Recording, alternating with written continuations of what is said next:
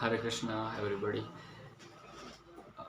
In previous discourse, we discussed about fourth chapter of the Science of Self-Realization book. I mentioned about uh, the discovering the self and what is the Krishna consciousness. Then third chapter was the definition of God, and fourth chapter reincarnation and beyond the death. So I explained uh, to some extent that what is the answer that many reporter and many interviewer asked as to Srila Prabhupada. Now in this session we will discuss 5, 6 and 7 topics of a first chapter, the learning the science of the self. So fifth chapter is truth and beauty. This chapter was written by Srila Prabhupada in 1958, 20th November. It is the it this in the Back to Godhead. There, Prabhupada ji at that time he was publishing Back to Godhead magazine. So in that magazine he wrote this article as the name of Truth and Beauty. So some philosopher says that truth and beauty are both compatible. Sometimes whenever we see any truth, at that time we cannot find any beauty, and it is complementary. Sometimes they think that uh, truth is complementary, or sometimes beauty is complementary. When we see any beautiful beauty, at that time we can not say that it is a truth. So truth and beauty both are going side by side. If many philosophers they also proclaims that um, truth and beauty both are present in one situation, just like, and truth beauty is attracted by the truth. Many philosophers and many devotees and many saints, they are attracted by the beauty of the truth. The truth has its own beauty, so that by that beauty the many devotees and many persons are attracted by the beauty of that truth. So Prabhupada is explains Prabhupada explains about one story that there is a one person who falls in love of one young woman. So after falling in the love, he very much he is very much captivated by the love of that woman. But the woman is in saintly in nature, so she does not love to this young woman, young man, because this young man is very stout and very strong. He is loving to this young woman, but this young woman does not love to that man. So it is a one directed love. Now what happens? This young man asks to meet a young woman in one secluded, isolated space. But this woman, this young girl is asking for some permission. After he tells to that person that I want 7 days. After 7 days, you can meet on this place. He gives. She gives that place that after 7 days you meet me here. So during the 7 days, this young girl, in order to see the real truth of the beauty, he wanted to give lesson to that person that what is the nature of the truth and what is the nature of real beauty. So he she wants to give the lesson to that person. So this person is very inquisitive, very he is very become uh, that uh, what is that word, impatient. He become very impatient, and he wants to meet her very as soon as possible. So he tries to and he is making different plan. But when the time came after 7 day pass, he went to uh, he went to see that woman.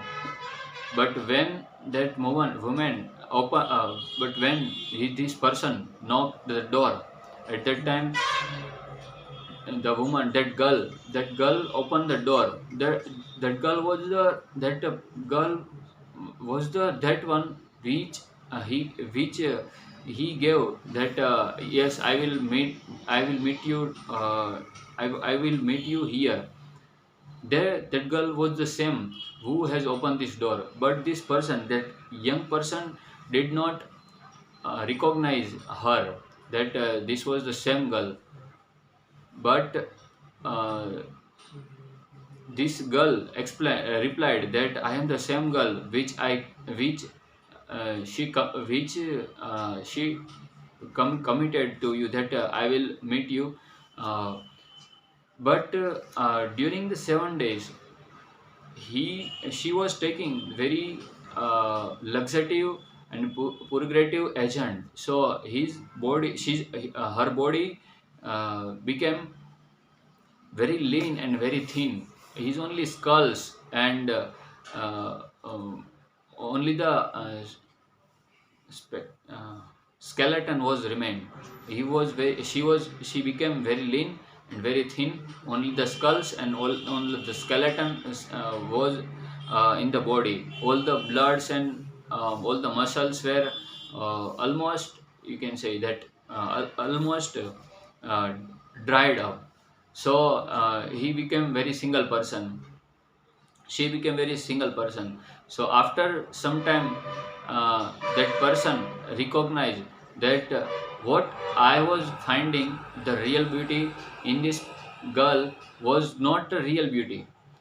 This real beauty, if I want to enjoy this real beauty, then this beauty is contains in that two pots. That girl stored this all the vomiting and all the uh, dietary diarrhea substance in one pot. So she told him that I have collected this vomiting and all this substance into this two pot. If you want to enjoy this, if you enjoy this beauty, then you can enjoy it. But when that person went to that two pots, there was a very very foul, very bad smell coming out from the two pot, and it was completely completely very very pungent smell was coming out from that pot. After that, that man realized that what the beauty I was searching for is not a real beauty. This real beauty is something different from the beauty of this woman. Similarly, the truth is different from the beauty.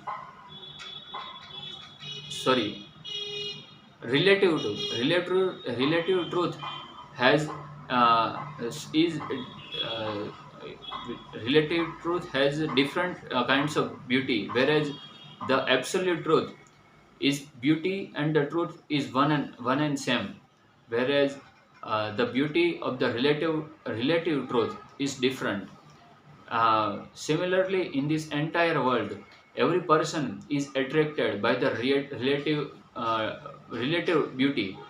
They do not know that after some time, when this body is annihilated, or when these things will be taken away from that person, at that time that beauty will go away.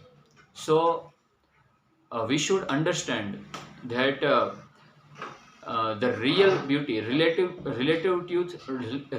truth is different from the beauty and truth, whereas the absolute truth is one and the same. The beauty of truth and uh, the absolute truth has a beauty which is, you can say, not bifurcatable. Similarly, here Prabhupada mentions that we should not be attracted by the liquid beauty. Liquid beauty is of this material thing. Sometimes we becomes allure. We become allure by the so-called beauty of this material world. But after some time, when this beauty is taken away by the time frame, then we will that we will not like we will not like this beauty of the material thing. We are experiencing this all that after getting the material thing, we our tendency to diminishing that we have a tendency to not care about it. So it is sum and substance that absolute truth is has its own beauty. It will not go away with respect to time. Whereas whatever relative truth is there, that their beauties will be uh, smashed off by the time frame. By in the due course of time, this beauty will be eradicated. So we should be attracted. We should attract. Uh, I mean, we should be captivated by the beauty of the absolute truth, not of the relative truth. The beauty of the absolute truth is very enchanting, very charming beauty. So we should uh, love with that absolute truth, so that we can be completely satisfied. So this is the sum and substance of the fifth chapter, that truth and the beauty. Now comes sixth chapter. It is, the name of the chapter is Art of Dying. The name itself indicates that dying. Dying means to give up this material gross body and to accept another one. This process is called dying. Uh, there is a one verse in the Srimad Bhagavad Gita 2.20 verse, that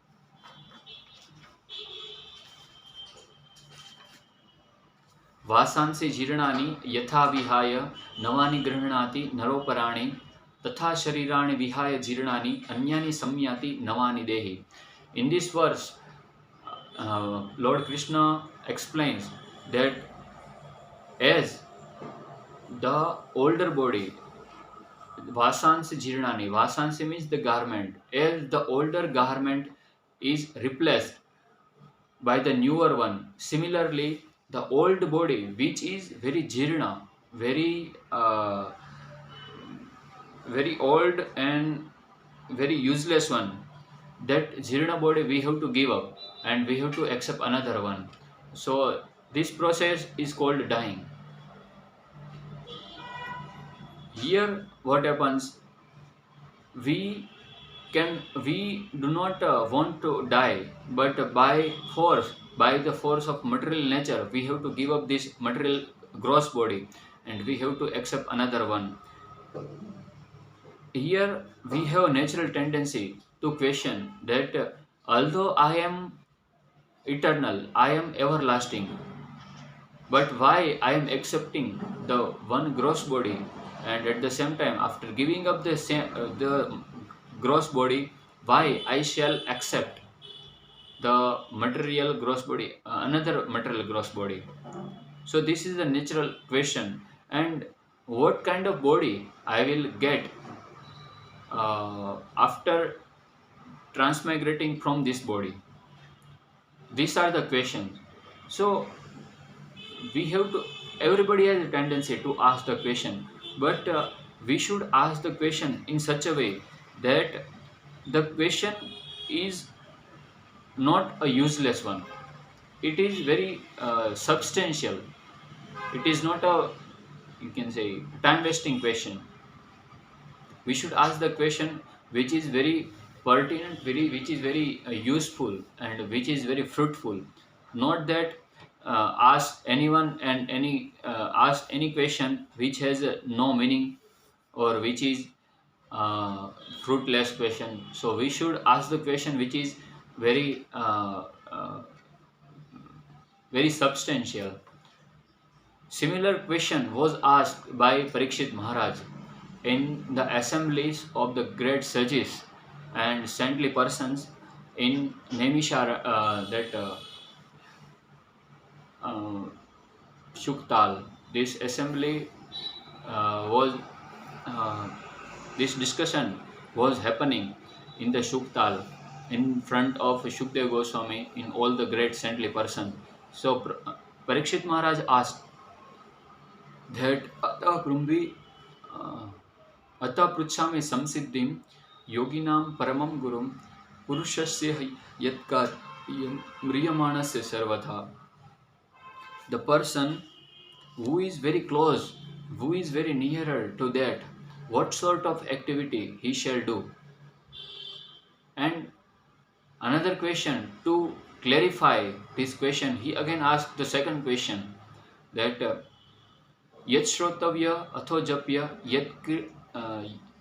यत् श्रोतव्य यथो जप्य, I just forget, यत् श्रोतव्य अथो जप्य यत् कर्तव्य नृपि प्रभो स्मर्तव्यम भजनीयम वा ब्रूहि यद्वा विपर्ययम. In this verse, Parikshit Maharaj again clarifies the question which he asked, which he had asked to Shukdev Goswami. So these are the important questions regarding the next body. Sometimes the person who is very vigor in to enjoy this life, he forgets that imminent naked death will come, but he is uh, very busy for sense gratification. He does not even care that what I should do and what care I should take. That person does not know. He is very vigor to full vigor of life, that, and he forgets the naked truth of death, which he has to meet. So this is similar situation that as of God or any animal. When the animal is sent to slaughterhouse, at that time he she that it is very busy to eat that grass, but it does not know that after my after my after his turn, my turn will come. It does not know. So it is very busy to understand, it is very busy to eat the things, but he does not care that what will happen to me again. Next turn is of mine, so I should escape from this eating, and I should secure some uh, I should secure some safe position. It does not know.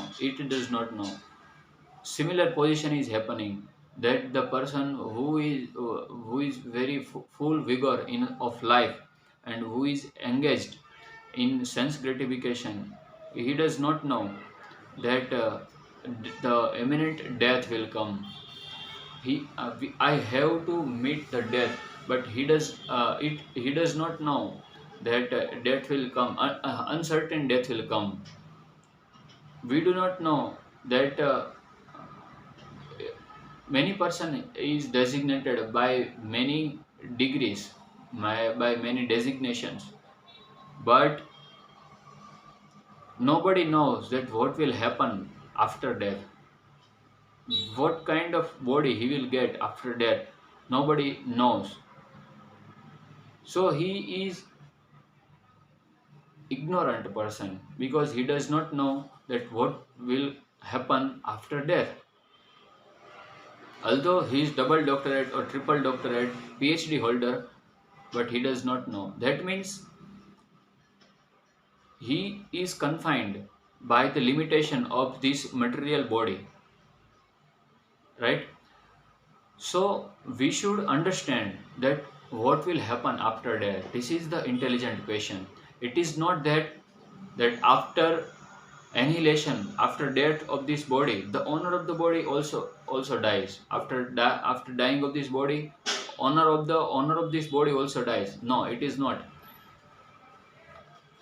The spirit soul accept the another body. Why? Because in 2.13 Lord Krishna says that देहिनोस्मिन् यथा देहे कौमारम यौवनम जरा तथा देहांतर प्राप्ति. Tatha dehantar means one has, the spirit soul has to take another sort of body. Tatha dehantar prapti. So the dehantar prapti is there. We cannot avoid it because it is nature's law, and nature is not uh, dependent on us. He is independent. He does not, it does not require our guidance or our controlling. He It is controlling by her own self. So we should understand that after uh, after dying, we as a spirit soul, we will accept the another body. Then what sort of body I will get, and to get that body, what I shall do right now. So Parikshit Maharaj is asking this question that Ata Pumbhi Dvija Ata Pruchami Samsiddhim Yoginam Paramam Gurum. You are the Paramam Gurum of Yoginam. You are the spiritual master of all the assembled sages. So you can give the answer of my question that what sort of activity I should do right now. Yat Shrotavya, what I should listen, what I should hear. Uh, Yat Shrotavyam, Yatho Japyam, what I should chant, and Yat Kirtavyam, what I should repeatedly glorify about it, and Yatho Japya and Ruby Prabhu, Smartavyam, Bhajaniyam, to whom I should worship and to whom I should glorify about. So these questions are being asked by Parikshit Maharaj. This is the real question. We should not ask the useless question. We should ask the very meaningful question. So Shukdev Goswami in replies gives the answer very elaborately, and as the answer he told the Srimad Bhagavatam. And in this question specifically, he gives the negative answer of his question, that what sort of activity that we should not to do. In first, he says that almost the whole time of the uncontrolled sense gratified person, his whole time is going for sense gratification. Shukdev Goswami tells that uh,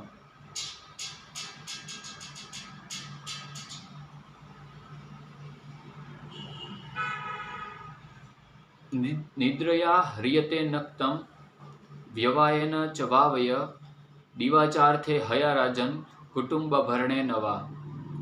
Again,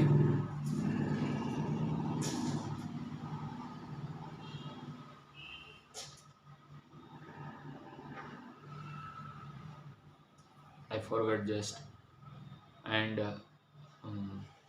दिवाचार्थे हया राजन कुटुंब भरणे नवा.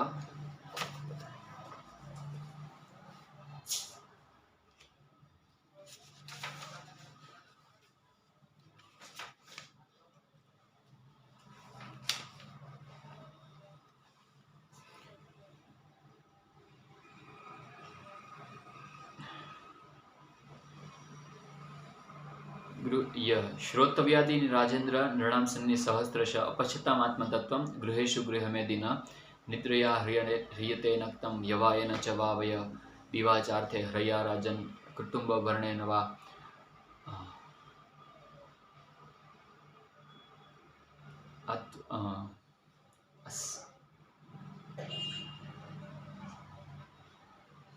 देहापत्रकलत्रादिषु आत्मशन्येषु सत्स्वपि तेषां प्रमत्तनिधनं पश्यन्नपि न पश्यति. And the last concluding verse, that tasmat bharat sarvatma bhagwan ishvaro hari shrotavya kirtitavyasya smartavyascha nribhi prabho. So these are the tasmat bharat sarvatma bhagwan ishvaro hari shrotavya kirtitavyascha smartavyascha ichata abhayam. So this is the very substantial answer given by Shukdev Goswami. We have quite not enough time, so I am ending the lecture here. I will elaborate this shlokas later in next session. Thank you very much.